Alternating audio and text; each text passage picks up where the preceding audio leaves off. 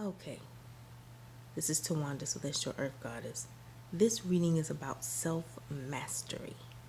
Every card that has that is displayed will lead you to your mastery of self. Now, let's start at the bottom. We got Nike here with ambition. That's the overall thing. Now, as far as ambition goes, it's good to have, but you also have to make sure it's focused and it's going to be for your greater good. Because having ambition just for ambition's sake, don't do shit for nobody. Now, we go to Aphrodite at the top. She's romantic love. Now, although she does represent romantic love, in this deck, her meaning is deeper than that. It's about love of self, because if anyone knows, you can't love anyone else unless you have a deep, intense love of self. So you have to form a relationship with who you are from the inside out, like down to your very soul. That way, you'll be able to send out those beautiful vibes and attract great people to your life, and you'll be able to form those relationships. Not just romantic relationships, but friendships, relationships with family, or people that become your family. Now, with love, you also need to learn how to enjoy life. And Uzumi right here is about humor. You got to know how to laugh. You really got to know how to laugh. Have fun. Don't take life too seriously.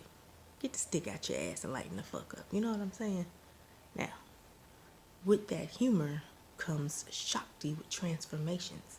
As you can see, she's using the power from within to transform herself to a cellular level, as well as a soul level.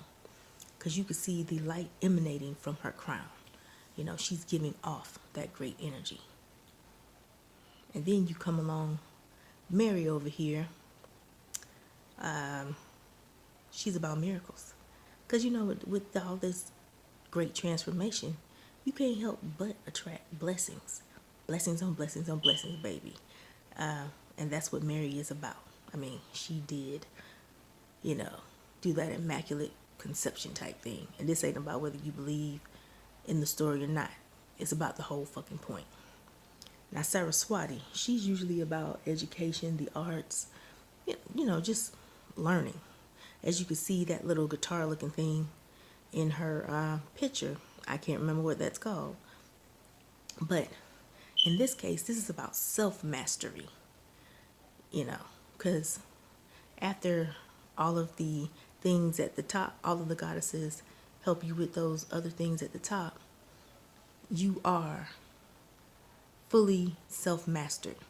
And with that self-mastery, right beside Saraswati, you got Freya. As you can see, it says radical acceptance. Being that your inner world is at peace and you've mastered whom you are, anything on your outside environment won't affect you. You won't be tied to it. Hence, radical acceptance. It is what it is, and it's going to be what it's going to be. And because of that, you're able to break those negative patterns that you have, that you may have learned throughout your lifetime or lifetimes. They've become broken.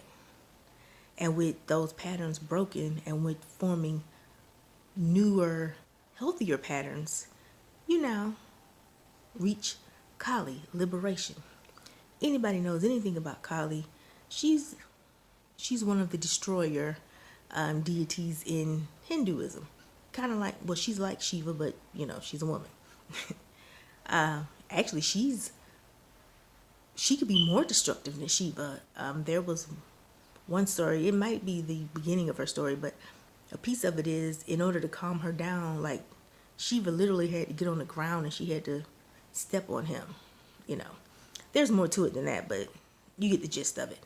The bottom line is, with Kali, Kali definitely knows how to destroy any barriers that cause you to be bound internally, whether emotionally, mentally, physically, whatever. But you definitely become liberated. And you can't go wrong with liberation now, can you? So, that's the message. The message is basically, free yourself. Until next time, you beautiful goddesses and gods, I bid you adieu.